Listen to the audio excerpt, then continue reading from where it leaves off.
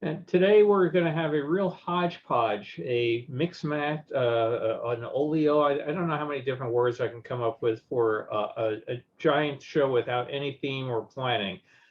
Basically, consider this if somebody took their collection of World's Fair photos, put a charge of dynamite under it, blew up into the air, and they came down and you didn't feel like sorting them out.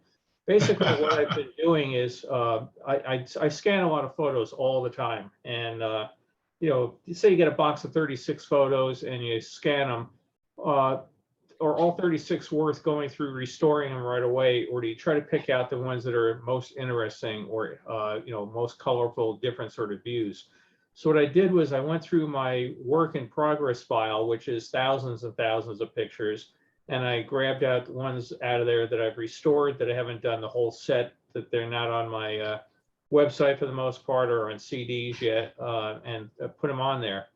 When I grabbed them, they get sorted by name. So picture 001 is at the top of the list and down at the bottom, whatever. And so we're going to be seeing them scattered all over, because you might have picture 001 from one set be a picture of the Unisphere in 1965. A picture 001 in another set might be the Unisphere being built in 1963. And 001 from another set may be the Florida Pavilion being demolitioned in 1966. So they bounce all over the place, no central theme or rhyme or reason. I don't see anybody that's new with us today, so what I thought I'd do is leave it available, ability to comment, make a verbal comment in case there's any questions, or thoughts or observations people want to share. So if you're muted, you can hit your space bar, talk temporarily. When our dogs start barking, we will try to mute ourselves here, because I'm sure the postal people will drop by. But again, this is some of the pictures I thought were more interesting than others, and there's no rhyme or reason to the way we're going to see them. So let me start over here with the first one of these. Okay, do we see a panorama view here? Yep. Great, because it's not showing on my screen here. I'm looking at another screen. This was a picture of the lake amusement area that I put together from 3 different pictures that I was able to, it was 3 or 4, I forget, put together in Photoshop. Photoshop has a really great feature for doing merging of pictures, and it tries to look for ways to seamlessly put them together. Whoever took this originally had been walking in from the parking lot out there and snapping shots as they went. And Photoshop did a really great job. I think 99% of this was done automatically. And then I had to do some minor change where you could see a seam. I did some cloning and other stuff to take it out. But looks like a great day to go to the fair. We see in basically the whole amusement area from one end with Florida way off to the left. The stadium there in the center, and Hawaii off to the right. In the background, you can see the aerial tower ride. You can see the line for the monorail, New York State Pavilions in the back. So I just thought it was a nice way to start our day into the fair. As I said, they're going to bounce all over the place. All sorts of there's no rhyme, no reason whatsoever. The dynamite charge was very effective. So again, if people have particular thoughts and memories, join in. But we're up in the helicopter taking the Grand Circle tour of the fair, and again, another beautiful day. People back in this point in time may remember that New York air was often as bad as California air. Everybody in this city had their own incinerator in their own apartment building. You would dump everything down a chute, burn it in the basement, and smoke everywhere. No such thing as catalytic converters, all that sort of stuff. So getting a nice clear day like this is unfortunately back then it was a bit of an exception. And we're hopping over to Alaska. Most of these I did on my Nikon scanner. This one I did on a Plus Tech scanner, which takes forever to scan, but sometimes does a better job with really dark slides. So where it would take me maybe 4 or 5 minutes on the Nikon, I think this took about 10 minutes to scan. But it was a very dark slide, and I really got a kick out of how it turned out, that you can see inside the pavilion and make out some of the displays in there. Okay. just one of the odds and ends. I bought a collection of things from a lady that worked at the World's Fair, and in there was this service vehicle unrestricted pass. So I know when I get my time machine and I go back there, if I'm bringing my DeLorean, I'm going to stick this in the windshield, and it's unrestricted. I can go anywhere I want. So thanks to Henry Myers signing it down there at the bottom. The money tree at American Express. We're going to see a close-up of an interesting plaque if we get that far in there about the money. Got an interesting view of this one, the monorail up above, and then down below just row after row after row after row of rolling dumpsters. So there's a guy on the Facebook page that was a Greyhound driver that talks about how he liked to bump the dumpsters with his Greyhound bus. This row of them would have been very, very tempting to him. Nice view of the Amf Monorail. I mean, this I thought captured a whole bunch of the fair all at once. The monorail, the serpentine phone booths down below, the luminaire off to the left. And if you just look at the people, look at how well dressed they are.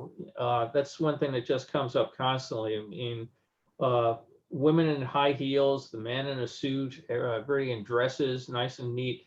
If you were to go back there to in your time machine, you would have to dress very differently than any of us are probably dressed today, or you would stand out for sure. More views of the lake amusement area. You can date the picture to 1964 because back in the background, the Texas Pavilion is to Broadway with Love. We're going to see a bunch of the New York State Pavilion, one of my favorites. So when I get a box of 20, 30 pictures, that's often the ones that I'll start restoring. I thought this was neat. You can see the water shooting out of the Astral Fountain off there to the left. People upstairs on the towers and overhead the Goodyear blimp. We've got kind of a rainy day here. Looks like the rain stopped, but the ground's wet. And again, people are just so well dressed. People out there in jackets and ties. I mean, it's just amazing to me that people would go to that time, that amount of effort to. That was my grandfather. When he'd go to the fair, you know, always the suit and tie. But the only time I didn't see him in suit and tie is when we went fishing. So that's just the way they lived back then. Kind of nice nighttime shot of the Belgian Village. I get a kick out of the nighttime shots a lot because during the day, the sun bounces off the windows and you can't see inside the shops.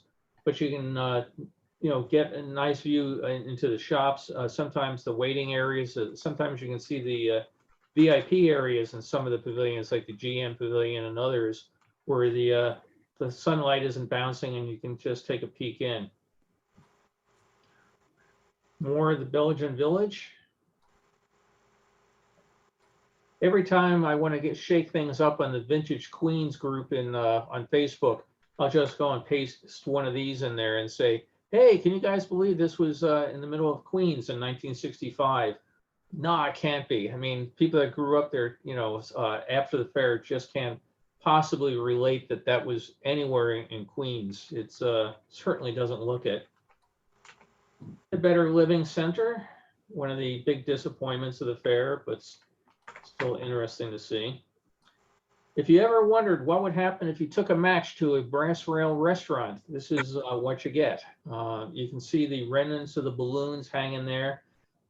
Something went wrong with one of the systems here and it set the whole place on fire. This was mid 1964. They went off and they did replace it. I've got pictures of them putting the new balloons back up. But you can imagine this must have made a spectacular bonfire during the time that it was burning. So if you wanted barbecue food, I guess this was the spot to go that day. But what a god-awful mess. Some pavilions don't show up an awful lot. People just didn't take pictures of them for whatever reason. Malaysia was one of them. It actually has an interesting history. After the fair, it was taken down and was sold to a college in Texas. They used it as one of their main buildings. It was a for-profit tech college. And after a while, it did make a profit and went out of business. And they basically sold it off. And they did not do what they were supposed to do, which take all the records of the school and donate them to the Secretary of State for the state of Texas. So it became a scandal that people would say, you know, I've got this, I graduated from whatever, the Don Lancaster School of Technology. Well, I don't have a diploma. I want to get a copy of it, and there are no records for who went to the school. So the Secretary of State periodically puts out something about how they cannot validate people going there. But anyway, it's just kind of interesting. The Malaysian pavilion ended up out there in Texas. And Don, if you could keep an eye on the waiting room for me, there's somebody iPhone. We're not going to let in because I don't know who it is, but I'll let Brent Warner in. Thank you.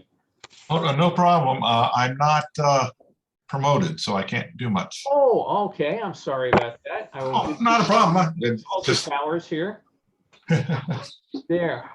Oh, well, I've already watched Don's head swell. Christian Science Pavilion ended up in Poway, California after the fair. They tried to give it away to anybody that would want it for $1. Nobody wanted it, but a friend of mine did buy one of those skylights, and he's got it restored in the Catskill Mountains. If anybody's ever heading up that way, I'll give you his contact information. And he's got a wonderful World's Fair collection down in his basement with he's got luminaires, he's got Ben Franklin from the Tower of Light, all sorts of stuff. Great guy. The new Chryslers are in town. Again, we're dating this one in 1965 by the paint scheme of the rocket there. And where's my mouse? There we are. More of Chrysler. You know, it's interesting how, again, the still pictures are one thing, but you see a movie and the rocket there is just pounding out water. I've seen, I think, a total of one sound movie that has the a clip from the Chrysler rocket. And that's the sort of thing you just miss in all these. Was the fair was quite, I don't want to say assault on your senses, but it was quite an impact on your senses, because you had the music going, you had the crowds, but things like this fountain was very, very loud. We're over at Chunky Square, and this was a very interesting playground. The boy is sitting up on a piece of an animal, but you can't tell what the animal is. And in the foreground, off to the right here, would have been another part of an animal, which you couldn't tell what it is. But when you look through a hole in a concrete block, the two of them would line up and make an animal, the whole shape of it. After the fair, they ended up on a schoolyard playground on Long Island. And last I knew, they were still there. I thought was interesting here is the guy is all decked out to go do battle with the Indians, and he's also got a pistol sitting there on his lap. Not the sort of thing you would probably get away to bringing to a theme park or a amusement area today. I always make fun of Coca-Cola because of their pavilion. You know, they had the chance to have Disney do a giant dinner show for them of volcano and dancing tiki gods and everything, and they went for smell-o-vision, walk through the world and see, you know, smell of Hong Kong harbor, all the fish where we sell Coke, that sort of thing. But even though it was kind of a lackluster pavilion and you did not get free Coke, you had to buy it at the end, the fair was often so crowded that people would line up for anything. And on this particular day, everybody was waiting to go in and get their dose of smell-o-vision. As I mentioned, we bounce all over the place. So we're into late 1963 or early 1964, and they're building the fair. This building in the front is another one that you don't see show up a lot. Anybody want to take a guess what it was? This is where the World's Fair Fire Department kept their fire trucks. And this was, again, the garage for the fire trucks, police cars, and that at the fair. In the background, of course, we have General Motors. But just kind of interesting, the things that pop up in random shots. Construction was still underway when the fair opened for a lot of pavilions. You can imagine trying to get skilled construction people to build this fair. There was a lot of competition, and in some cases, basically pavilions got outbid. So if you were one of the international pavilions and you didn't have the money that a GM or a Ford or GE did to finish their pavilions, you had the stuff stacked up outside, and they would finish it after they finished building everything else. So the first month or two of the fair, you can definitely see a lot of things underway for the finishing touches on things. Nice shot of the plaza out in front of the fountain there, the pool of industry, and the fountains are going full bore. The bell system, one of my favorites in the background. And New Yorkers probably can recognize this. Shea Stadium going up. It looked much better than when Shea Stadium came down. One of the shows that gets a lot of mention, but not a lot of people remember or have said that they went to it, was Dancing Waters. This was something that started over in Europe, and then they brought it here to the States. And a lot of people do remember it from the Disneyland Hotel because they had the same show over there. But basically water fountains inside, and they were programmed to dance in light and music, changing the sounds and everything to go with it. So they were very proud of the fact that they could change the show during the time, and it was a very early use of computer automation for a piece of entertainment.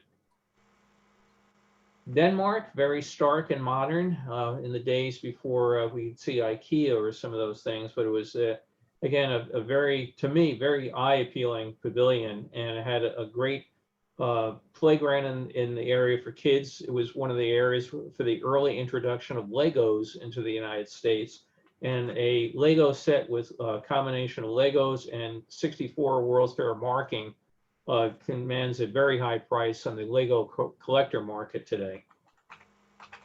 Another way to date your photos is 1965, the Dingle Beer Garden was added to the fair. I think it wasn't lost on certain investors that there was always a long line at the other beer pavilions, Lowenbrau and Rheingold and some of the others. So this was a unused section of the end of the Louisiana Bourbon Street area. So let's go and put in a beer garden. And you can find online little Dingle beer steins, which are kind of neat to find. Emmett Kelly was the first celebrity I think I ever met. I had no idea who he was when I met him. I just knew he was walking around handing out autographed postcards of himself. And I figured anybody that was famous enough to be on a postcard must be famous enough to keep the postcard. And I still have the postcard. So here he's entertaining the kids, and he's fishing into the fountain for the, here at the, you can just see in the top upper left, the golden dandelion sculpture up there. And I don't think he ever had much luck getting anybody to bite out there, but he sure had a lot of luck getting kids all standing around watching to see what he was going to do next. I had a series of black and white negatives that the black and white ones take a long time to restore because the scanner cannot automatically take out the dirt and dust and scratches. You have to kind of do all those by hand. So I got a kick out of seeing some of the exhibits. These are shot by somebody for General Motors, and they got some nice views of the exhibits inside, cutaway engines, jet engines, things like that. So we're going to see more black and white GMs as we go through it. One of the things that we see a lot is pictures of Gotham Plaza, particularly, again, if I mentioned 001 being the first slide in a set, you can imagine a lot of people start their day with picture 001 being at Gotham Plaza as you're walking down to the fair. And again, I get a real kick. The lady's real excited. She's out there waving to the photographer, but she's got her high heels, a very fancy coat, a very fancy hat. And I'm not sure if this, I'd have to look it up. This is late in the fair or early in the season, but you can see from the coats and everything, it's definitely not a warm day at the fair. So, but we're going to see a number of Gotham Plazas. Bill? Yes. I was going to say, it looked like she was holding something up in her hand. Did you ever zoom in on it to see what it was? I can certainly do that.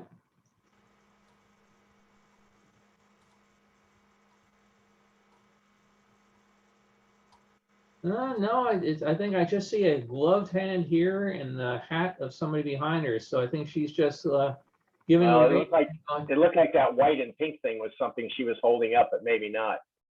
Yeah, I don't think so. I can see, you may not see it at your resolution, but I can definitely see the fingers of her gloved hand are bent and curled down. And then I think she's just giving it a wave. Couldn't that be a ticket? That was the colors of the ticket.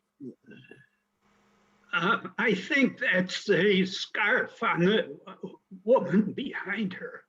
Yeah, I think that's a scarf. You can see the shoulders of somebody here. Yeah, you can see the top of his head over it, but that Yeah. looks like it's in front of him. I think she is holding up some. Maybe it is a ticket. She's got her fingers curled in a way to hold. I don't know. Just interesting. Well, when we get the time machine, we'll go back and find her. Bill, another thing, it's probably late season because of the wording on the RCA sign. Yes, they did change that over time, so you can start dating it there. This was one of the pictures I used to do the panorama, came popping up. We're over at Citibank, or City National Bank, rather, the official bank of the World's Fair, and this globe had indications of all the places that you could send money and get money from with Citibank. Off to the side here, it's not seen in any of these pictures, was the automatic teller machine that they put out there, which was a revolutionary new idea at the time. And we're again able to date this to 65. We're over at the amphitheater and the Florida ski show. One for us Disney fans, Raleigh Crumps Auto Parts Harmonic Orchestra. Might remember last week, one of the movies actually showed all the parts going. There were people that were convinced that the musical instruments were actually making the music, which you say it's kind of hard because if you have a clarinet and there's nobody blowing on it, it's kind of hard. But it was just pre-recorded music. The keys would move up and down, the drum set and the pedals would go in place. One of the things that came up with is some concept art. So here from Disney is some of the artwork for the dinosaurs you're going to see going through the Ford Pavilion. So again, primeval area. And this is a sketch from 3/2/63 as they were working their way of where they were going to be placed and how the rock work was going to go. And we're taken into Ford now in the Magic Skyway. Everybody stay seated. Again, we've talked about it before, but the funny things you notice, if you can see my mouse, is just a little dot up here on the windshield. It's because we don't want to put a rear view mirror up here and block the view. So all the mirrors and everything were kept in a box in a warehouse. And after the time was done that the cars are going to be repurposed, they came out and put on the mirrors, took out the 8-track stereo system that had the narration, put in a stereo, and put a little plaque on the front dashboard that this car was a souvenir of the '64 World's Fair. And again, you can get a lot of money for a car with one of those plaques on it sold to the employees. And very nice day for people on the Grand Central Parkway. You could actually get someplace. Very, very little traffic. And again, we mentioned we bounce all over the place. We're into 1966 and down comes the Ford Pavilion. I got a kick out of this because in this center area, they always had the newest car on display. Matter of fact, if we zoom in on this one, let's see what it says. It's still like, oh, the name's gone. Here's where it would have said, but where you would have had a brand new Mustang or something else, we've got a tractor tearing the thing to pieces. Some nighttime views of the fair, fireworks. Again, my favorite time of the fair was at night when it was cooler, the crowds were down, the fireworks came on. I just was always getting in trouble for coming home too late because I stayed to the very last possible minute. And the fountains were truly, truly spectacular. The amount of water they pumped out of there, I'm sure I must have somewhere in my files in some press release how many gallons per minute they threw up in the air. But they were really spectacular to see in person.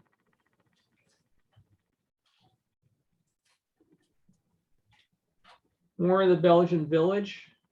This was, I believe, taken from the roof of the Kodak Pavilion. Off to the very left is the City National Bank, where we just saw the world globe a moment ago.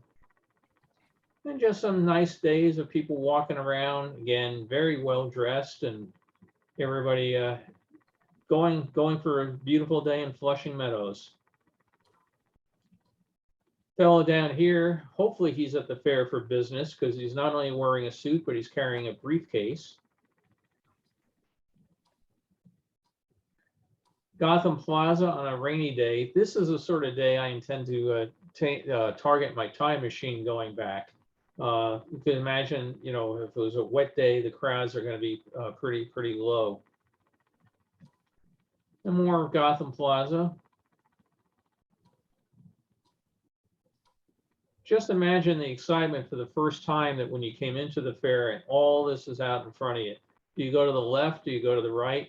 RCA must have paid a fortune for that location, being right in front of everybody that comes in. So I don't remember if I've ever seen the RCA attendance numbers, but they had to be pretty spectacular because so many people saw it on the way in, or we might as well stop there on the way out, and often had a tremendous line.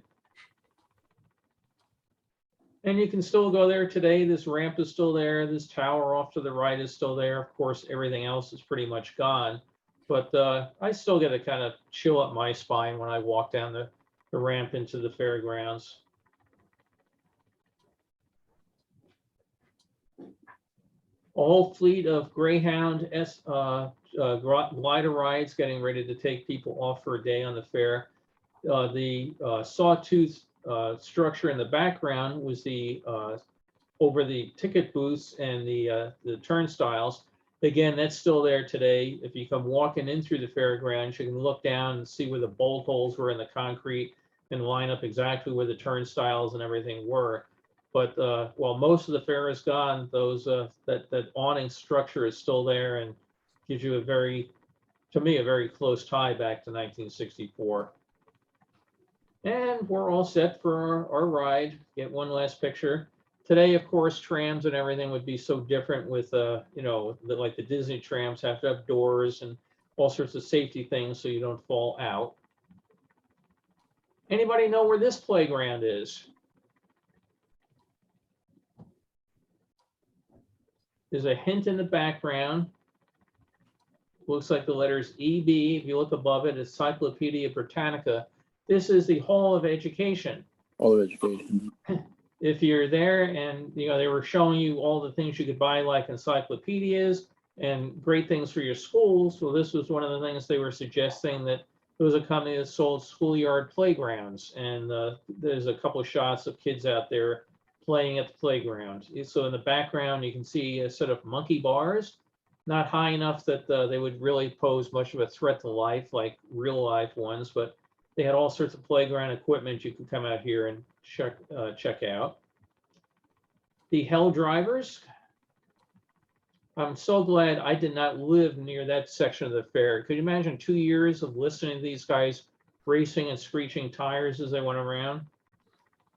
Rob Bianco, I believe, joined us. He'd probably get a kick out of this one. This was the official model of the World's Fair, but this was after this particular shot was a post-fair model of what the area was going to be. So we're going to see another shot later on where there's the Unisphere and the amphitheater and a couple buildings left, but it was showing what Flushing Meadows Corona Park would look like after it was developed. New York Telephone driving around. They had this van that would go around and repair the phones, but they also went around and had to pick up all the money from all the pay phones because none of us had cell phones back then. So if you were going to the family phone booth or going to the Serpentine phone booth and calling Aunt Gladys back home, I've seen phone company memos that they pulled in a nice set of change in all the phone booths. They found them to be very profitable during the time at the fair. The House of Good Taste, I think we went to maybe once. To me, it was absolutely boring. It was 3 model homes, America's 3 most beautiful homes, they say. But out on Long Island, there were model homes all over the place. You know, that if you wanted to go see what was, you know, available. I mean, we lived out on Long Island. My parents occasionally, we would stop in some other model homes. My mother wanted to get decorating ideas that we could never afford anyway. But going and paying to go see model houses, to me, was not my idea of the fair. And I know that they struggled with their attendance throughout it as well. Much more popular, the People Wall at IBM. The host is just going up or down in his little grandstand thing here. And pretty soon everybody's going to be there up into the egg-shaped dome. This is interesting. This is the pavilion that was known as the Pavilion. Imaginative name. This was the giant dome-shaped area, which in 1965 was the Winston Churchill Pavilion. But in 1964, it was a general purpose pavilion. Here, a large group of people are congregating for a church service. It was held in conjunction with the opening of the Protestant and Orthodox Center. It wasn't big enough over there to hold the service, so they brought everybody over here. They also did Olympic weightlifting trials. They did the TV show Queen for a Day, a whole variety of things done in this pavilion, which was totally gutted for 65 for Winston Churchill. And this roof up overhead where we see all these, triangular shapes or whatever, is still in the park today because that's the structure that was used for the aviary at the Queen's Zoo. Here we see a signing of a contract that is the Lieutenant Governor of the state of Hawaii, and they're going through the plans for what the Hawaii Pavilion would be. A lot of times I show this picture and people say they don't notice the people. They just say, "Wow, would I love to have that chair." So for fans of mid-century modern architecture, the furniture is quite appealing. I do think whoever took this picture should have moved the plant behind the fair executive there. That's not very becoming. Kodak, one of my favorite pavilions, being big into photography. It's also a great way you can start documenting the time a picture was taken. So this was in the fall because we have fall foliage, we have football underway. But again, I just love those giant photos. Down below at Kodak, the golden dandelions, they're still in existence. I don't think the entire set is together, but some of them I know are at an art museum in Rochester. Again, nighttime at Kodak, daytime at Kodak. More of Kodak. Again, it's interesting you can date things. 1965 for this one, because down below you have the go-kart track that was replaced the Pan American Gardens of 64. Mentioned RCA had a heck of a line, so everybody's lining up and curving around to go see that. This kind of interesting one, the Little Red Schoolhouse was an exhibit that was snuck underneath the main pavilion of the United States Pavilion. And it was a outfit that was touting the fact that you could put a small school. They didn't have to be little red buildings like that, but that economically, even a small town could have a school and try to stop your school busing of your kids from one town 30 miles over the next town.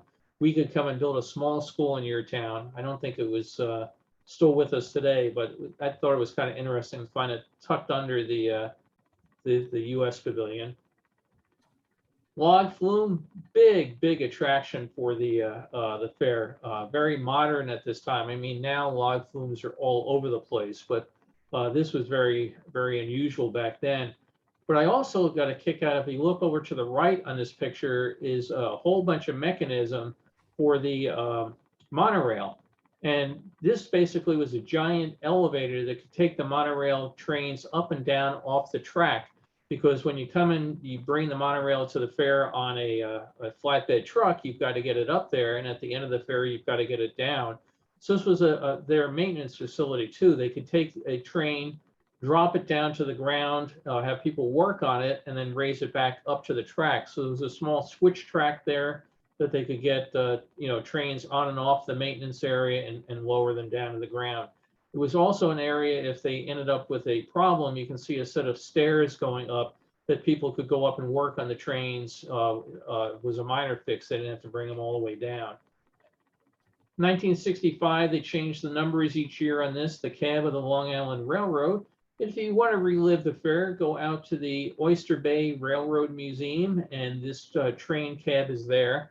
After the fair, I had gone to a park on Long Island and a daycare center. When they tore the park down, the cab has been donated to the museum. A friend of mine, Gary, runs the museum out there.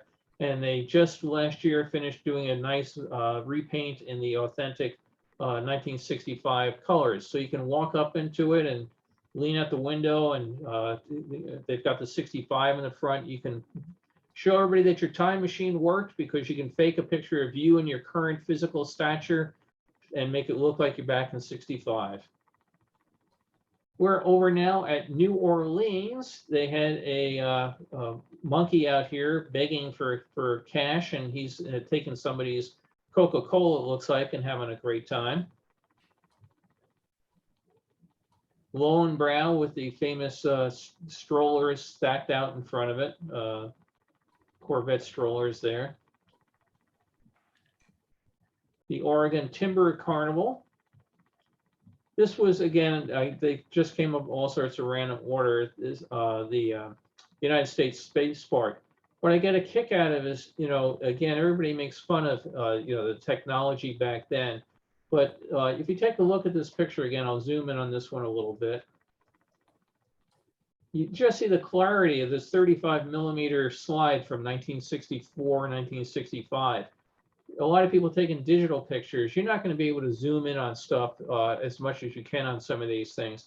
And they lasted very long. If I go over here, you can see that the picture does have some issue with some, mold and stuff on there. If I was absolutely totally dedicated, which I'm not, I could blot some of that out. But again, it's just, to me, astonishing how film holds up generally so well from the period of time. If you had a good camera, you can get some very nice pictures indeed. And more hops around. People may know where this one is. Masteros Pizza.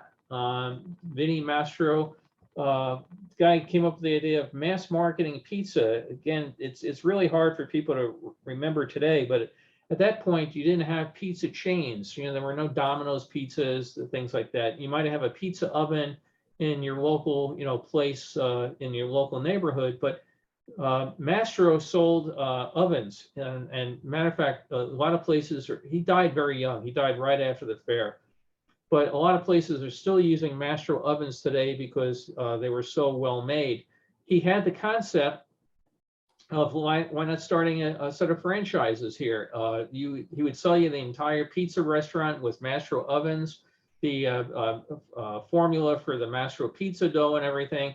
And he really could have been a major player. He could have been the Domino's of 65. But unfortunately, he died very young. I think he was only in his early 40s when he passed away. But it did help, get people thinking about the concept that, pizza could become a mass-produced, chain commodity. We all know about the acrobats that would climb up this pole at Mexico and swing down. But the stage down below is used for all sorts of performances. So I have mariachi bands, I have dancing senoritas. We have Aztec warriors. We have all sorts of shots shot out on that stage. Again, in 1965, Big Ole, was Minnesota the birthplace of America? Maybe, maybe not, but there's a question mark. Viking ship off to the right. Big Ole is still with us. If you go to Minnesota today, he stands out there in the park. He had been hit by a car because he wasn't well placed, and I think they have repaired him. I think they've taken steps to prevent him from getting run into today. But Big Ole is a legacy of the fair that still survives. This one was interesting for Montana. It's the Mo Pavilion, right? Where is the rest of the name? Montana came there with these antique train cars, and the museum was all set out inside the train cars. And they had some permanent type of buildings. You can see on the left a blockhouse. There was another one off to the right. But they had signed a contract for some unknown reason to take the train cars to another event during the time of the 64 season of the fair. So at one point during the fair, they took down the name Montana, gateway to whatever is set up at the top of the trains, took the trains all out for a week to another event and then brought them all back. And then the sign here is either going up or coming down as they were going to or coming back from that event. So I can't imagine how Robert Moses agreed that they could take the major part of their attraction out for a week. And whatever that other fair was that they went to, some rail fair, must have been a very lucrative event for them. And again, here's the more of the permanent type pavilions down there. In this particular case, the big Montana sign is not up there yet. The Mormon Pavilion was supposed to be blocking out the views of the A&P sign back behind it. Never particularly worked. So a lot of times those panels are missing because the winds in Flushing Meadows just tore them to shreds. Here's one for all of us New York State Pavilion fans. A marching band here. Unlike a lot of marching bands, this appears to be all-women marching band. Unfortunately, the name of the school is not available because the flags are way off in the background. But great to see the pavilion in its absolute prime. And again, in its absolute prime. Whoops. We just have a number of pictures of the pavilion. Again, you can date this as 64 by the escorter going around. The lower pavilion being the VIP level there. Joey, when you went up into the pavilion, how high did you get? We got to the very top. Very top, okay. Yeah. I didn't go. We were at the bottom half of the top level, and the little stairs that go up to the absolute top were very, very shaky. So yeah, they pretty much had rotted away. They were just the risers and none of the treads. yeah. Yeah. Well, here's one for you, Joey. This is Joey's collection in his backyard. No, this is when they started redeveloping the fair for the 64 fair. This was a remnant of a conduit, drainage conduit from the 39 fair. So they documented all sorts of stuff of what they were doing and digging out. And you can, as we've talked before, the 39 fair ran out of money. They weren't able to tear everything out, so they just left it in the ground. Some of it had survived real well, and others had rusted or rotted away, crushed or whatever. But this was just one of the pictures the Fair Corporation took, documenting what they were doing as they were building the fair after the second fair. And again, we're just hopping our way around. The doormen over there, very imposing figures. And just going around the pool of industry. This was an interesting one. This is the board of directors of the 64-65 New York World's Fair Corporation. And they came out to the fairgrounds to have one of their board of directors meeting. They usually had them at hotels in the New York City area, but they wanted the press to come out and see what the fairground was going to look like. So that they brought them out. They used trams that were from the 39 World's Fair, which had been loaned to the Bronx Zoo, which were brought back to the fairground temporarily to take the press for tours of the ground. And then they had their business meeting out here in underneath a giant tent. More pictures of people taken on the way in. Again, you just gotten off the subway. You look out there and you've got this wonderland waiting out in front of you. Here you go, Wayne. Again, as Wayne mentioned earlier, the sign changed out in front of RCA. At one point, you can see yourself on color TV, see a color TV television studio, and other times the sign would say the official communications center of the World's Fair.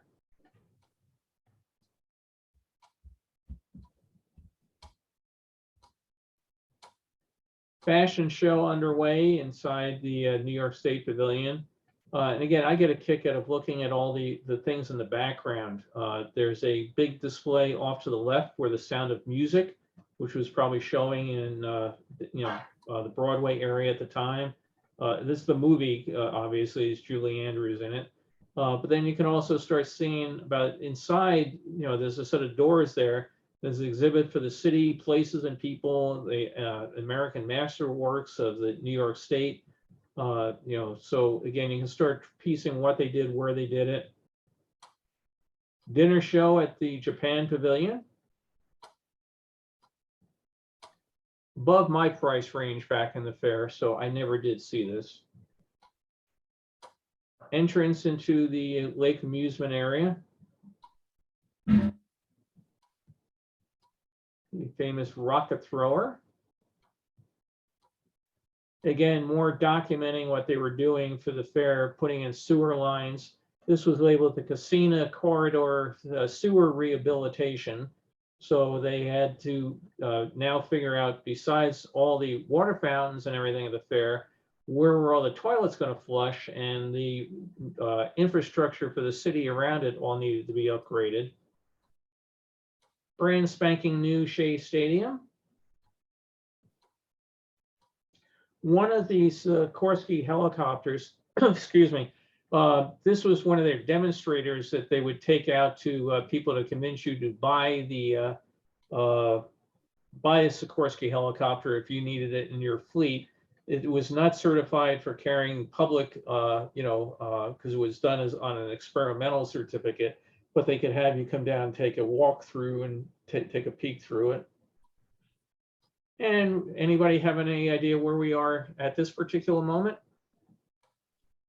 Singer, What's that? Singer. Yes, we are at Singer, and they're showing modern metallic fabrics and how you could do these and put them together on your Singer sewing machine. So we hop from there over to Florida. And from there, we go to the space park. And again, the quality and caliber of some of these pictures to me is just astonishing, the detail, if you start zooming in on these things. Flamenco dancer entertaining at Spain. And there's Spain again, beautiful pavilion. One of the few countries that resisted the BIE ban on participating at the fair. And they not only participated, they went all out with their dances, their artwork, the building. It was just a spectacular time. One of my favorite shots of the Skyway, because it's so busy at time, rare Skyway in that it's a double configuration, you know, 4 cables going different directions. And in this particular day, they're really stacked up. Off to Thailand. As I mentioned, we are not following any pattern whatsoever, as I'm sure you have discerned. The pavilion, known as the Pavilion, and you can see the sign there, Queen for a Day. Very sexist show you would never get through today, but they would bring a woman in, and for a day she was the queen, and people would laud her and give her all sorts of gifts. And you know, the announcer would talk about she's getting this wonderful, you know, washer dryer courtesy of Sears, and we're getting this pantsuit courtesy of, you know, this outfit and everything. So it was sort of like The Price is Right, but you didn't have to guess the prices, you just had to get picked to be the queen. This one's kind of interesting. Looking down from the New York State, one of the towers, if you look at the very, very top of the tower, the one tower right in the dead center, there's a little walkway out there that you could go and change the flags where the county flags were. But if you go to the other tower at the very top, you can see a little staircase which goes, that's the tower, the column rather, that has the staircase going up, and then that little staircase would walk out to the roof. And that's the one where Charles Abar would walk out and go change all those light bulbs out on the roof. So you would never in a million years catch me out on that roof. But if you did need to go change the light bulbs and walk across these plastic tiles, this is the staircase that would get you up there. Again, all sorts of things show up when you collect stuff. This was a slide that the Fair Corporation made, trying to show everybody how busy the 1940 World's Fair would be, and we're going to have thousands of people, and that's why you would like to exhibit at our World's Fair, because it can't possibly miss with all the vehicle traffic, average attendance, and as we know, they didn't get quite the numbers that they anticipated. Beautiful shot, I thought, of the transportation area. Chrysler off to the right again in its 65 colors. Again, this is probably late in the year because the trees already budded, but they're probably starting to lose their foliage. Everybody well dressed for the cooler weather. Most of my shots are in color, but I think black and white sometimes does a very nice job of conveying the details. Again, in this particular one, if it was in color, we probably would have lost down here some of the details of the people versus the base of the Unisphere.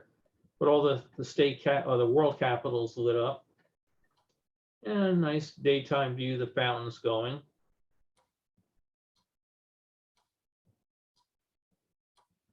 Dusk getting there. And again, black and white, it does the job for many times setting the mood. It was a lot cheaper, of course, to do black and white than color, so a lot of people did it. These were also medium format slides, so a lot more detail than your average 35 millimeter. More construction underway. If you're a commuter in New York, you may appreciate it. This is the Van Wyck Expressway being built. Vatican Pavilion. I get a kick out of this one. The gal with her big white feather, and you can see more feathers off to the right. I don't know when the feathered hat craze died out. I mean, it was real big. You see pictures of Disneyland and people wearing their feathered hats and Freedom Land and everything. So it seemed like everybody was wearing a feathered hat, and then nobody was wearing a feathered hat. So I don't know, maybe all the birds had gotten plucked and there were no more feathers to put out there, but all of a sudden the craze is over. I'm sure somebody's sitting in a warehouse of unsold feathered hats.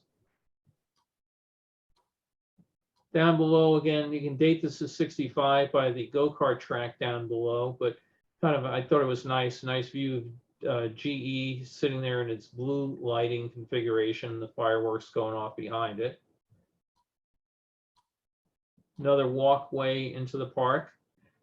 These flags do not denote anything other than colorful geometric patterns made to look nice. So if you're trying to place as the flag of Watt, you are not going to have any success. Walters International Wax Museum. After the fair, a lot of these figures ended up in Buena Park, California, in a wax museum. And again, well-dressed people out for a day at the fair. Big change from today. Just random shots going around West Virginia. What's interesting is if you go through the fairground today, I did when I did one of my books of then and now shots trying to line things up. It's invaluable that the fire hydrants are often the only way you can tell exactly where something was because everything else is gone. And this one I got kind of a kick out of. She's just taking a rest and she's up there at the Festival of Gas Pavilion and just kind of looking out, and she's out there for a day in the fair, and she made sure she wore her pearl necklace or beads, whatever they are. Interesting angle, close up of the tower at the Billy Graham Pavilion. Joey, we don't see you waving to us. Outside American Express, all the dots were all the places you could buy and trade in your American Express traveler's checks. 1964 shot because the circus tent is there. Austria Pavilion.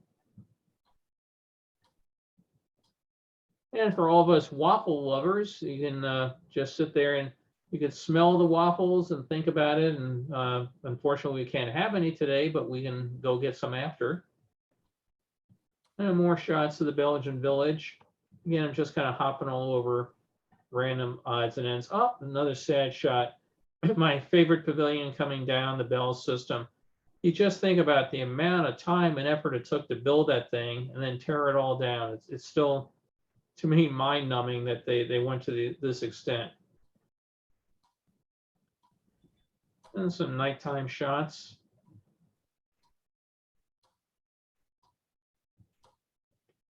He looks very, very bored, doesn't he? But this was an amazing piece of American technology. This was the Ford Turbine Car. So out in front of it is the view of the turbine engine and its a unique transmission and everything. And That's you could, Chrysler. oh, sorry, did I say Ford? Sorry, it's definitely Chrysler Turbine Car. Thanks for the correction. The car would drive around a special ramp, and you could, you know, watch them go for rides, and it made a very unique noise as it went by. Building the fair, we saw AT&T going down. Here it is going up. Just before the fair was getting ready to open, they're conducting flight test operations on top of the Port Authority Pavilion. But down below, they've delivered all the glider ride trams off to the right. The escorters are off to the left, all stacked up in the parking lot, and Greyhound buses are all stacked up. So we're running about 2 months here before the fair actually opens. So a lot of landscaping still had to be done. So you can imagine if you owned a sod company, you probably were real busy right in end of March, beginning of April to get it in. But again, we're about 2 months away from the fair opening at this point in time.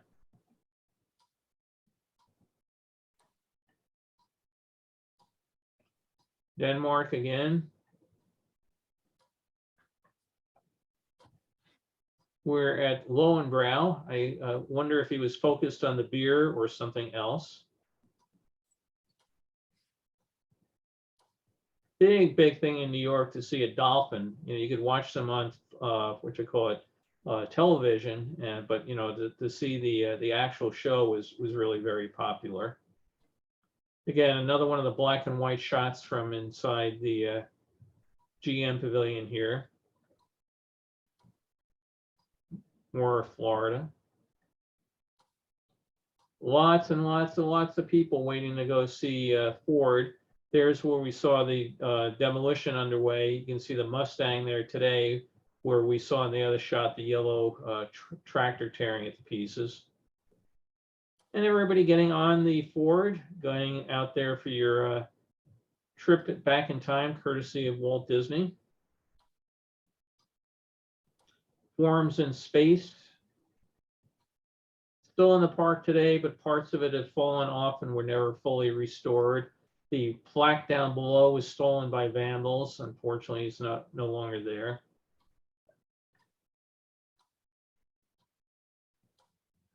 We'll just hop around for a few more minutes. It was interesting, online, people on Facebook were trying to figure out where somebody announced proudly that there was a picture of an arch on Long Island, and he announced it was arch number 8. And we said, well, how do you know it was arch number 8? Because nobody's found any records. And he has not yet answered that question, but we were all having fun trying to figure out exactly how many of the arches have survived and where they are, and you know, whatever became of the others. Were they cut up for scrap, or are they still sitting out someplace in some other shopping center and nobody's just happened to notice it? This is General Motors during the fair, and this is General Motors building it. Massive structure. So here you can see giant wood forms. They're pouring concrete and filling it all in, but this is, they dug an enormous basement area for the pavilion where they could house all sorts of these support equipment for it and everything down below. And just, again, massive amount. And this all had to be jackhammered out after the fair was over. They had to take all this concrete out to 8 feet below ground level. So a massive demolition job. But this is the GM being built. Bunch of Boy Scouts walking towards RCA. Someday I hope to find myself in one of the pictures of Boy Scouts, because I was there.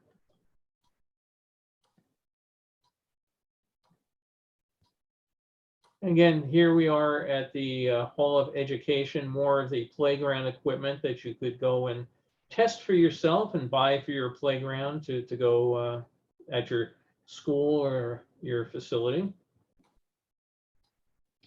Here we see Joey on his way to the fair.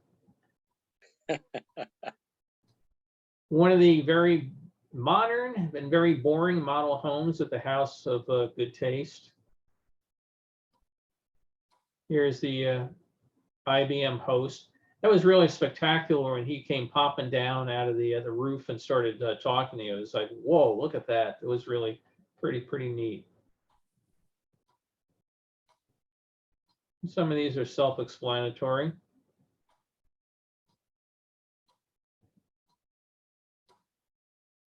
Looking down from the Skyway. Not a great shot, overexposed, but I threw it in here because, again, we have the Knights of Lithuania. There were so many groups that got to march through the fair. And again, this was a great way on the side of the fair exhibitors. And it's been a tradition at many World's Fairs. Invite people to come in and march. A, you get free entertainment for everybody that's there. And B, all the relatives of the marchers will want to come out to the fair. So there's all sorts of pictures of people from school bands, fraternal groups, alumni associations for the military, all sorts of things. If you were from New York State, like these folks, they probably did a performance also at the New York State Pavilion. But there were all sorts of just little marching bands that would go through the fair. There were others in the shot which were even more damaged. This was very scratched and damaged. I was able to fix it to the most part. Others, the person who shot him really overexposed him. But they probably have about 100 people from Lithuania marching through the fairgrounds. And that 100 people probably had 500, 600, 800 people come out to buy a ticket to come and see them. So smart planning to get people to come out. Everybody lined up for Johnson Wax. Excuse me. More of the log flume. Harmonic at New Orleans. And again, dusk was nice. I mean, I like the nights, as I mentioned earlier, favorite time because of the fireworks. But dusk was nice because the lights would start coming on, but there was also still enough ambient light that you could capture a lot of the fairground and get a combination of the best of day and best of night. Oregon, if you go to my site, you can see all the drama that went on between 64 and 65 with competing groups trying to be the official log cutters and don't hire him and he's no good and all sorts of fun and games. Masonic Center. Inside the Minnesota Pavilion. Again, interior shots of a lot of these pavilions are tough to find because of the light, but this one was very nice because it's backlit transparency, so they came through quite well. Anybody have an idea where this one is?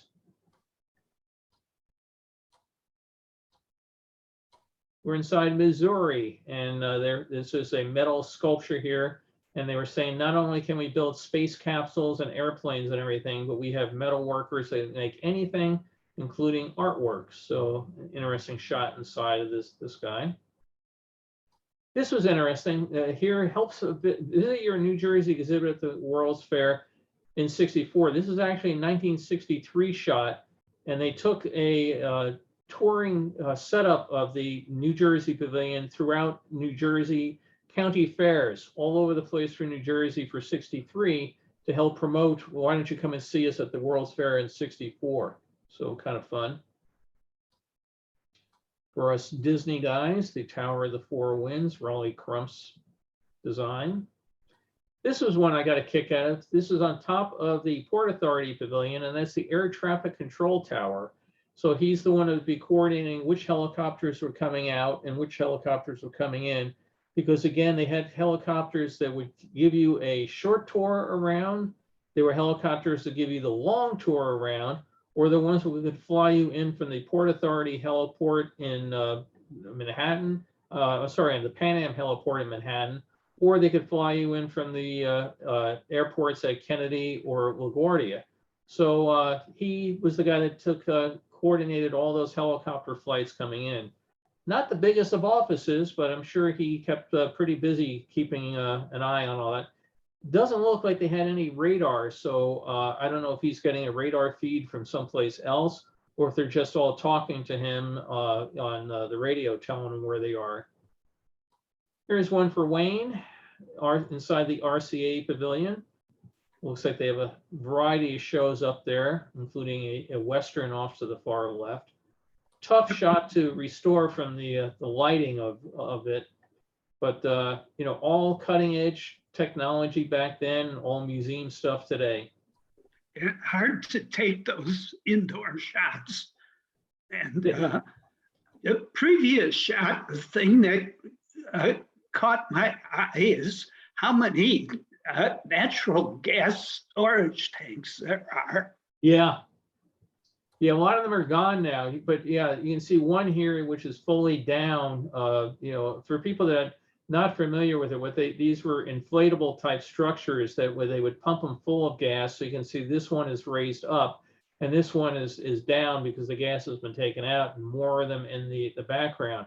But that was the way to maintain gas pressure for the you know, your gas stove in your kitchen, was to pump the gas into one of these, would rise up at high pressure, and then they would gradually take the gas down as the pumps were pumping the next one up.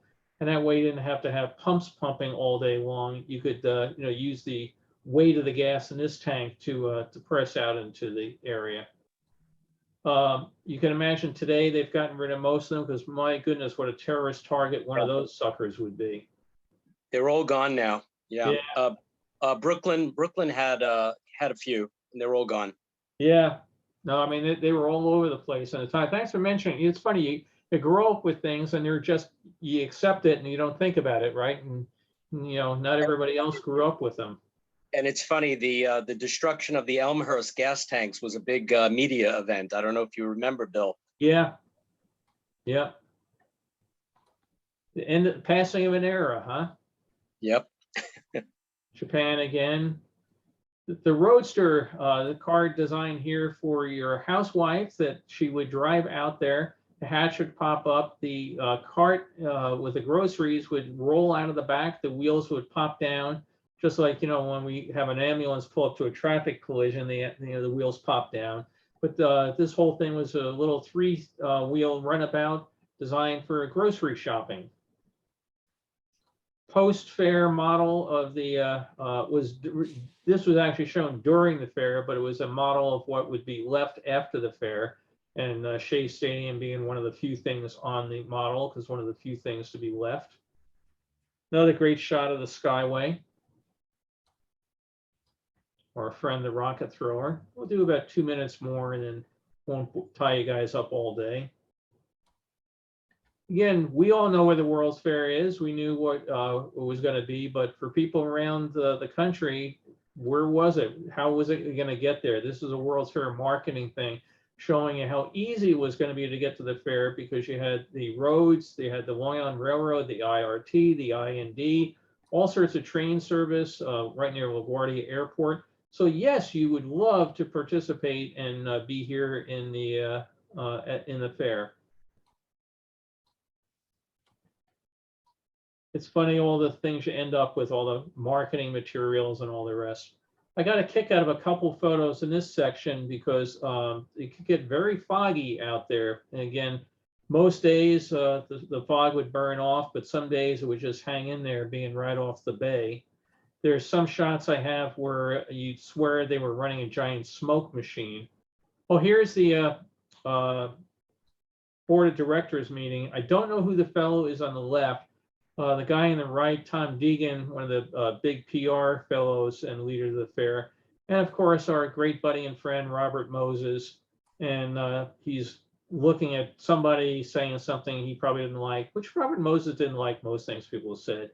But in the foreground here, the booklet is one of the pre-opening reports they put out periodically. So you kind of date when the picture was taken by in this particular thing, it looks like 8 months to go.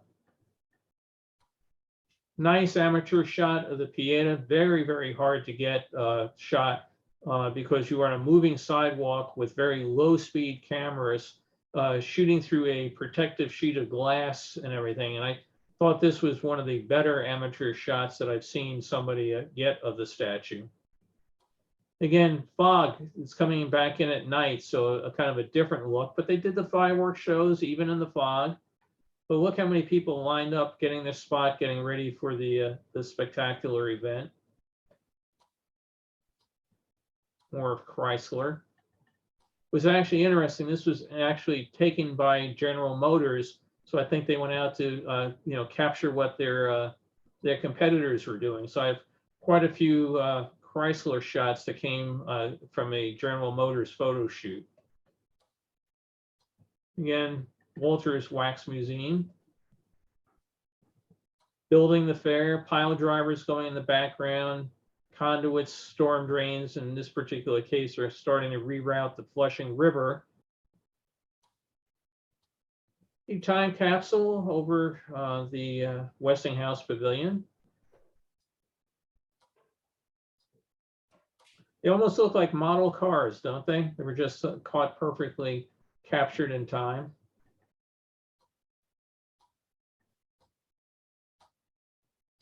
Africa. Another one, the perimeter road where the buses ran. And everybody getting ready to go out and smash into the car in front of you. One of the seldom seen exhibits, they didn't really give tours of the hospital. You got to go there for a tour if you were a VIP, or you got to go there and get your scraped knee bandaged or something for your upset tummy.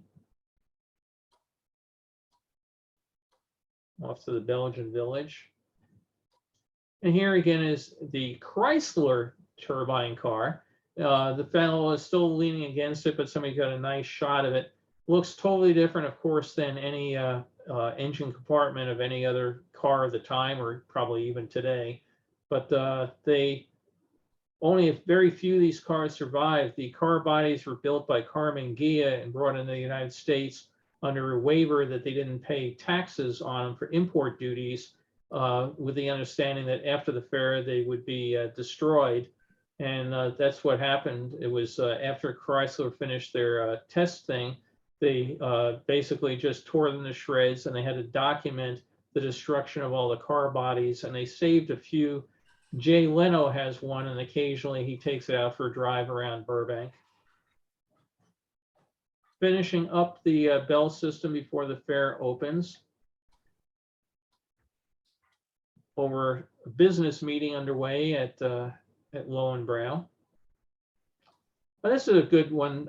Remember the Ford badges where you would go and tell them where you were from, and it would click on the board. If I zoom in here, you can see in this particular one, so far there have been, let's see, 15,613 people from Connecticut. And as you can imagine, other states were, much lower down. In this particular one, only 716 from Mississippi.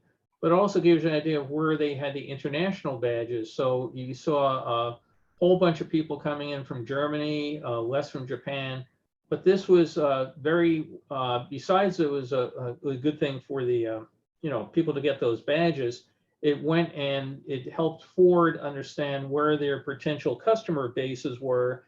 And they shared these numbers with the advertising and the dealers out there on how many people from Missouri had come to see the fair. And that's why we've been diverting your not tax dollars, your advertising dollars for the last 2 years into this grand venture. And the fountains before the fireworks.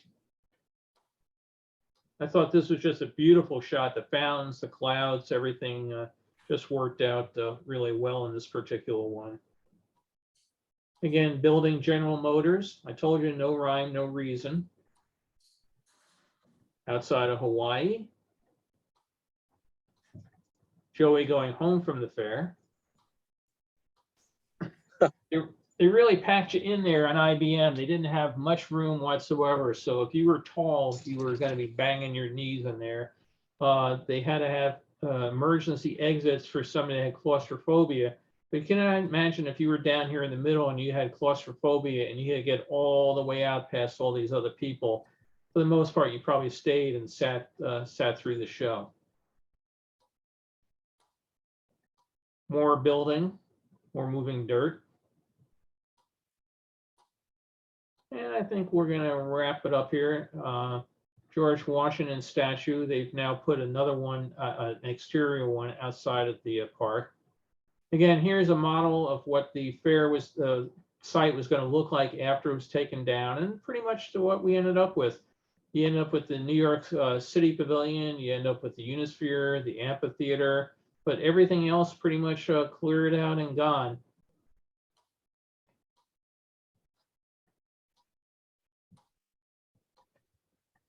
Space Age Fun, Missouri Pavilion. You can see we're getting later in the fair because the balloons on top of the restaurant there, or the brass rail, are quite dingy.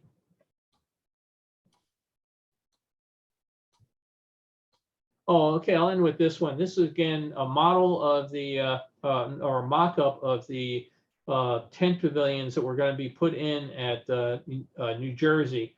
So they had one for each of the counties of New Jersey, and they would bring this around. We're inside an exhibit hall here, and you could come up and see what your fair, your state fair exhibit was going to be at the World's Fair.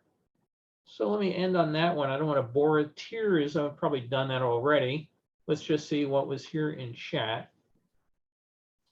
Oh yeah, chat didn't go out to everybody here. So let me see right here.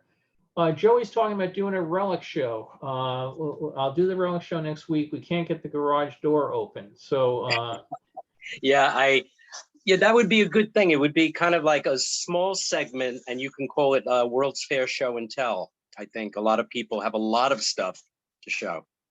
yeah, we've done it in the past where people show parts of their collection. Other people have anything that they'd like to join in and show. We could do another show and tell next week. Yeah, what I'll do, Bill, is I'll get some stuff ready and I'll show some next week.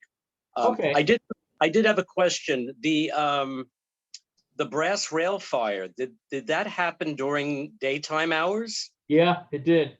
It got caught on fire, and they had the fire trucks come in. And matter of fact, Wow. they actually brought a fire truck in besides just the fair corporation, because it was such a big blaze and they didn't want it spreading. But something went wrong, short circuited, and set the balloons on fire. Wow. Mm. So in the chats, Rob Bianco said SeaWorld Orlando had a dancing water show many years ago. I think there's still one or two around someplace. It was a small company that did it. They had it, like I said, at the Disneyland Hotel. That's right. I remember SeaWorld had that. Derek was saying there was a scarf on the woman behind the woman holding up the hand. Let's see. Jeans that people wear today look like they just survived a bear attack. Yeah, in many cases they sure do. Rob mentioned the Mustang Owners Museum in North Carolina is one of the original World's Fair Mustangs. And he also mentioned, I love the horn that played on the Greyhound vehicles. Anybody have a recording of them? I do someplace, and I tell you, it was really interesting. Wayne, were you at the thing where we revived the horn? Yeah, the recording is on my website, Brussels.com. Yeah, it was really funny. A guy had come up with one of the horns, and it hadn't worked in years.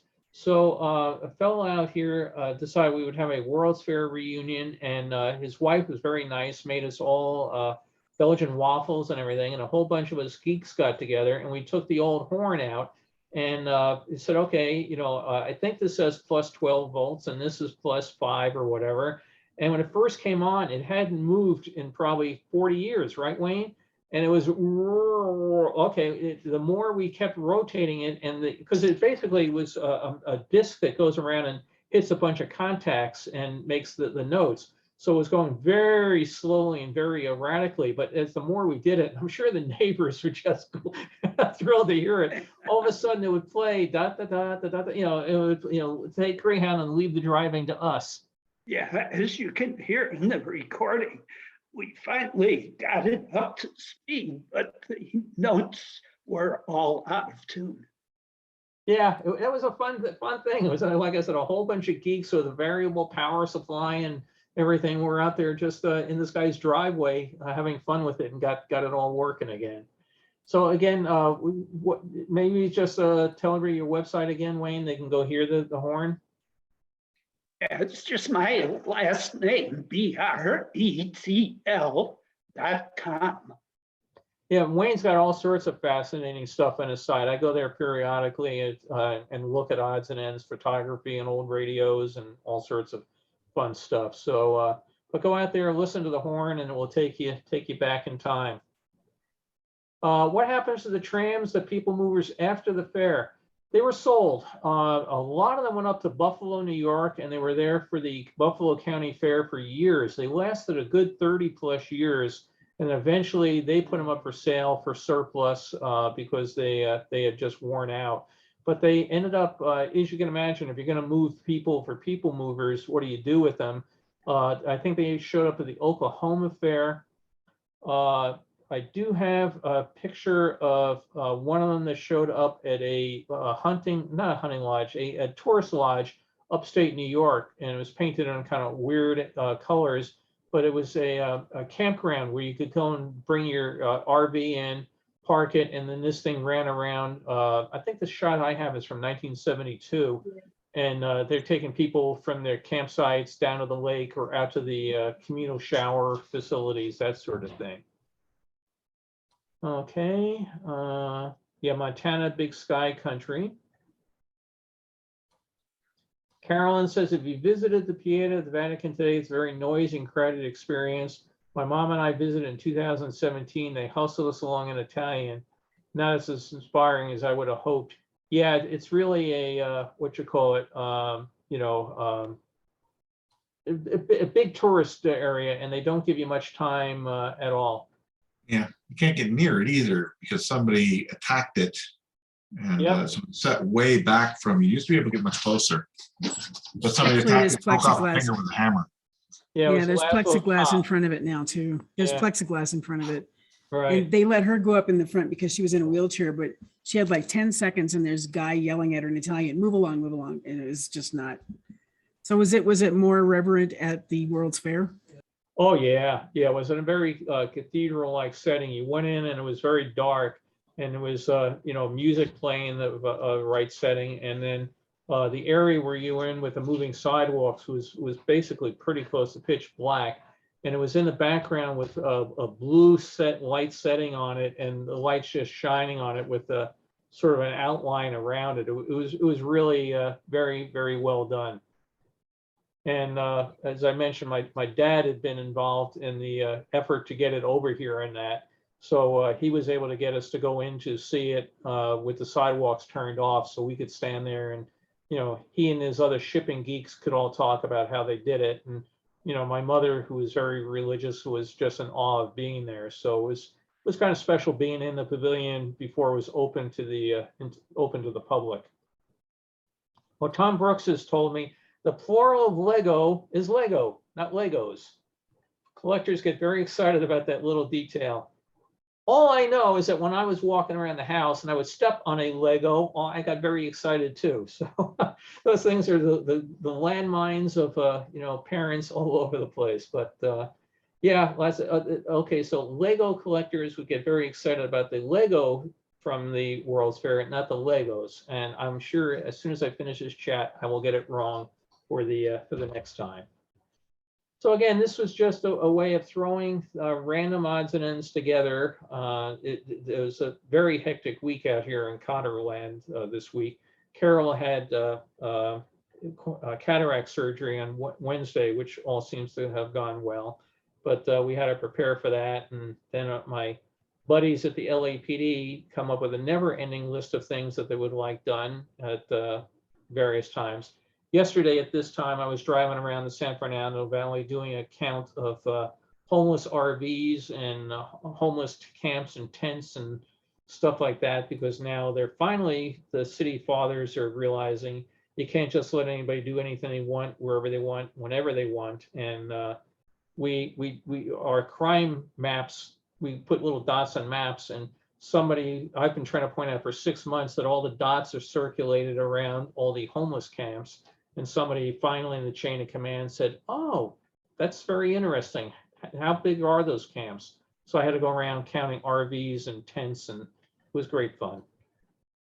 So any other thoughts people had, memories of the fair? I hope you enjoyed. Again, they jumped all over. I'm sure pictures of people digging sewer lines are not interesting to most people, but I figured World's Fair fans would probably like to see some of the infrastructure of what goes on there.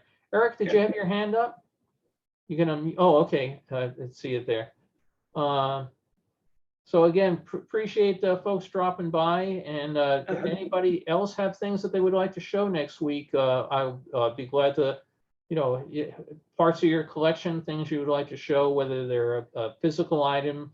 Again, if you have a physical item and you're using a virtual 3D or Zoom background, keep in mind it probably won't show unless you hold it in front of your face. But if you have, you know, other things you'd like to show, I've got all sorts of stuff scattered around. I can go probably drag some out. Speaking of never-ending work, and I know you're busy with movies, but have you got any plans to expand the CD collection? I do, and I knew when I did this and I was doing it, I said, you know, the things that I'm backlogged on, I've got, I think 75 of them or something now. But yeah, I do, and it becomes, you know, one of those things where it's just, what I do is I put things on a CD. I've got so many in Wayne that are already scanned and ready to go. I've just got to run them through the Photoshop program to make all the little thumbnails, and I've just got to put the pages together, you know, to do it.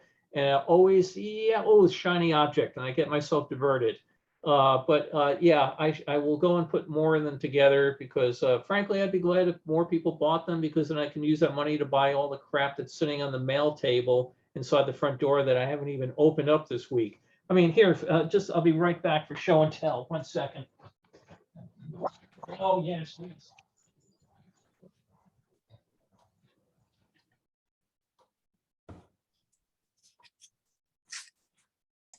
Hey, Wayne, I just went to your website. That's pretty cool. I've never seen it before, but that's going to be a lot of fun to explore.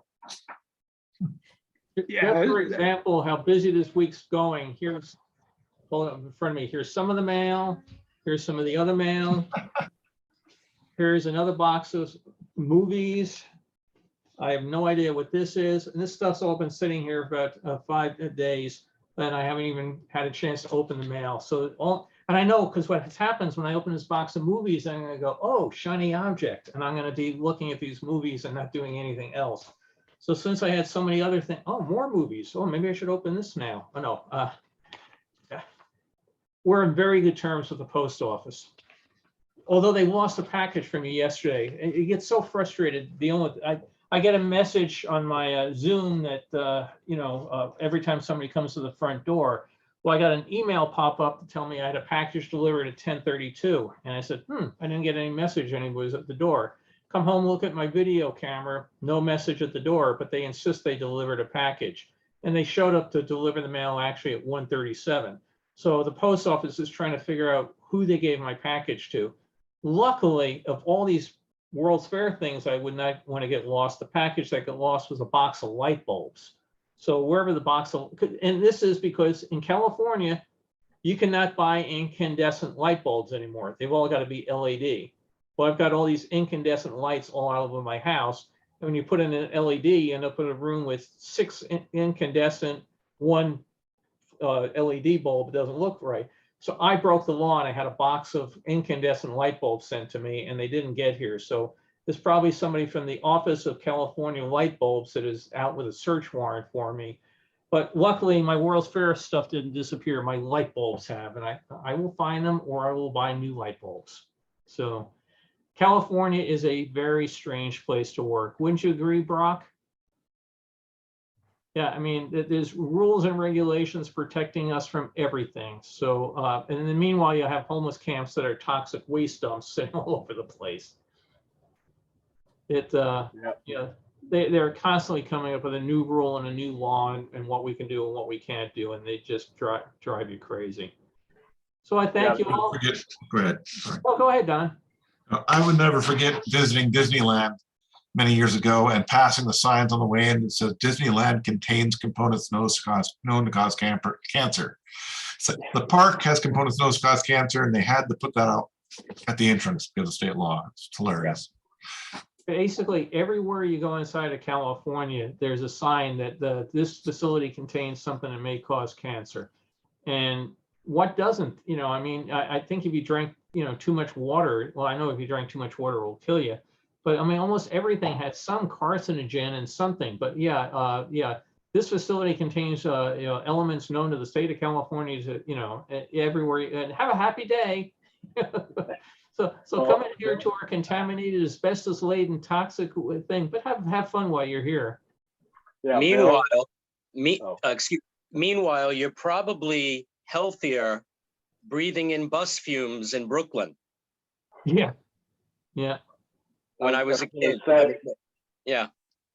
I was Go ahead, going Brock. to say, Bill, that when we had our bed and breakfast, they kept sending us all these signs we were supposed to post around the place. Here we're decorated nicely, so you're like you're in a home and all this sort of stuff, antiques, that sort of thing, and all these signs that are supposed to go up telling you, pregnant women shouldn't do this, and whatever it was, just all sorts of things, ugly signs, and it's just like, no, I just refuse to put them up. It's like, oh, here's a folder. When you check in, you can look through all these, so the state of California is watching out for you.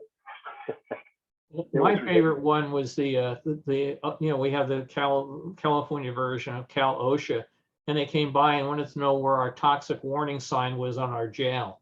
Yeah, it's like you don't have any choice. The guy can't say, I don't want to go in there because it's got stuff known to cause, carcinogens. I'm not going in there. So, the sign's around someplace. We don't know where we put it, but literally they come by and they our jail right now in our station can't be opened because we don't have manpower. So that they close the jail and we have to process everybody in a central facility. We looked to get our jail open again, and they said, oh, because it was closed for X amount of time, for you to reopen it, it now has to meet all the Americans with Disabilities Act requirements. And we said, well, what do you mean? I said, well, the going to the cell, there's, a ledge, and somebody in a wheelchair, they couldn't fit over that ledge or fit through the doors. And we said, well, we wouldn't put people in a wheelchair in here. We would take them someplace else. And I said, oh, that's discriminatory. You have to treat everybody the same. And you can't say, we're going to put you in a bus and take you into a different jail because you're in a wheelchair. Everybody has to be treated the same. So we don't have the money to re-modernize the jail for the ADA Act, which you just start. I think we might see one person a year come into the facility in a wheelchair, or maybe one person every 3 years. But, it's the sort of stuff that, you just shake your head on. So, but yes, come to Disneyland and enjoy the carcinogens. And not just in Cars Land. That's just not the exhaust over in Cars Land. So, Yeah. but I will get my light bulbs. I will find them, or I will find somebody from out of state. For you folks out of state, maybe you can make a nice little business shipping light bulbs. And because literally, if you go to Amazon and you can look, even if I tried for ones I had bought in the past, would you like to reorder? You get there, and as soon as you get there, it says, we can't ship to your state. So I could ship them to my brother in New York and have him transship them out here. But, again, I don't know if they have, I know we have agricultural checkpoints at the making sure if you bring fresh fruit in, it's not covered in fruit flies. Next, they're probably opening up trunks and looking for incandescent light bulbs, but it's a dumbass state. One last political note, dumbass state. You guys, I don't know what you're paying for gas, but we're paying immense amount of stuff, like $6, $7 a gallon in some places. We have a 51 cents a gallon state tax besides everything else on the gas. So they're trying to figure out how to come up with a way to relieve it, right? So my way of thinking would be drop the tax down. No, politicians cannot drop the tax down. So what they want to do now is give a $400 rebate to everybody for the gas tax, right? But this $400 will go to you whether you own a car or not. It will go to you whether you own a Tesla.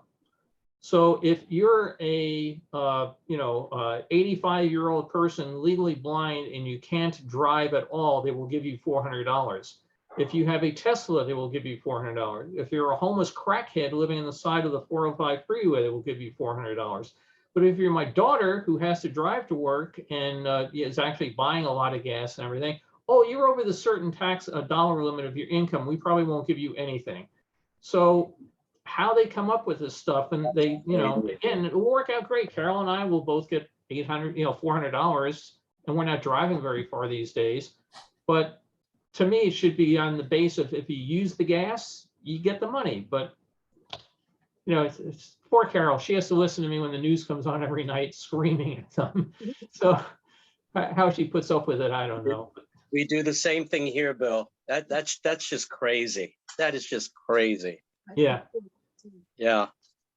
Yeah, we will give a Tesla owner driving their $90,000 Tesla $400, but we won't give somebody who makes whatever amount of money with a car.